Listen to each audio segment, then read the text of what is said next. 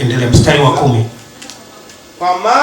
Kwa maana wangawa kama miiba iliyotatana na kunyweshwa kana kwamba ni katika kunywa kwao, wataliwa kabisa kama mabua makavu. Kwa maana wangawa kama miiba iliyotatana. Kuna mtu haelewi.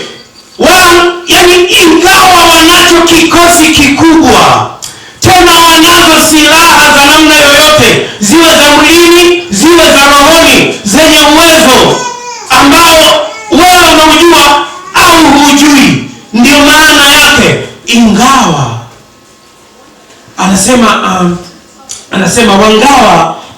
wangawa kama miiba iliyotatana. Na unajua miiba iliyotatana imekamatana hivi.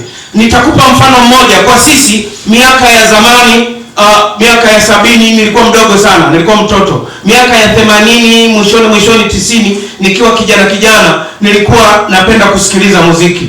Na tulikuwa tunatumia radio cassette, na kulikuwa na cassette zenyewe, na kulikuwa hizo cassette zinaitwa kanda. Nani aliwahi kutumia? Haleluya. Naongea na watu wachache. Nani aliwahi kutumia hizo kanda hizo? Unaweka uzuri wa nyinyi watu wa Ahava hamzijui hizo kwa sababu hamkucheza mayenu. Sisi tulicheza mayenu. Na ilikuwa huzipati isipokuwa unayo kanda. Namna inayokuja akilini kwako ile ukanda ule umesukana ndio kutatana. Sasa Mungu anajaribu kuongelea lugha kwa namna hiyo kwamba ingawa adui zako wana umoja na wameshikamana namna hii, ingawa wana umoja, ingawa wana nguvu. Na hapa chini akasema ya kwamba na kunywesha kana kwamba ni katika kunywa kwao, na kunyweshwa kana kwamba ni katika kunywa kwao. Mungu ndiye anayewapa uhai